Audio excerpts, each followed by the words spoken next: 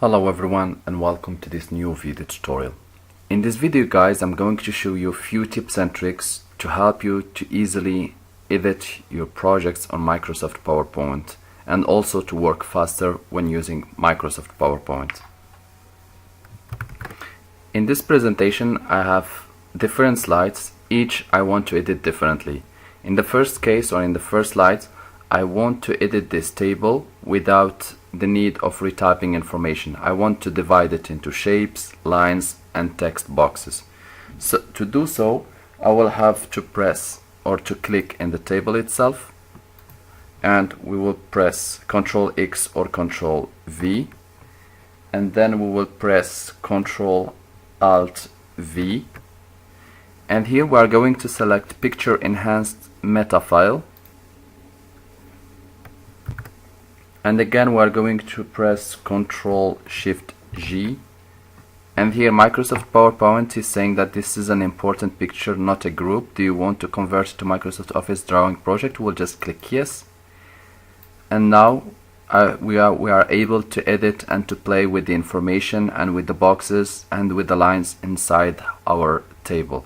So you can play with it, you can remove some lines, you can also move some boxes. You can also move some of the numbers or the data to move it wherever you want without the need of retyping it.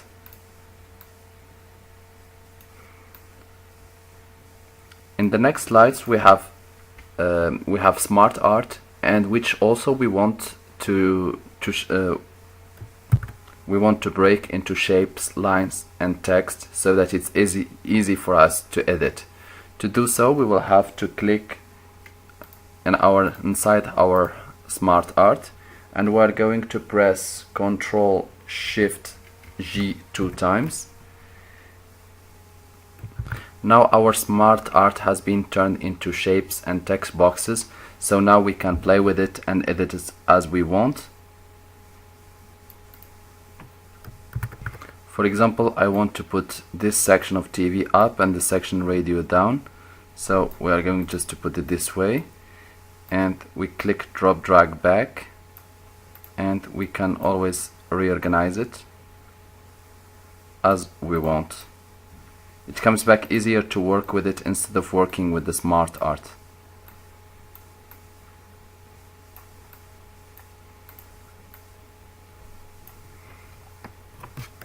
In the next slides we have a list of bullets which we want to break also, so we are going to click inside of it.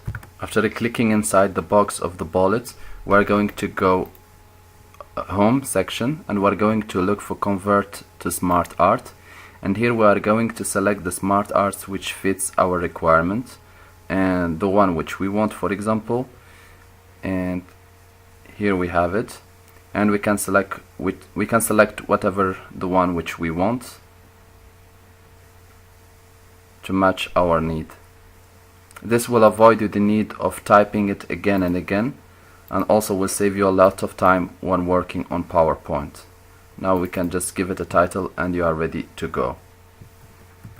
On the last slide I have multiple pictures which I would like to crop and to edit without doing it manually for each of it, so, and to reorganize it inside my presentation. So I'm going just to click Control, and I'm going to click on each of the pictures to select all of them.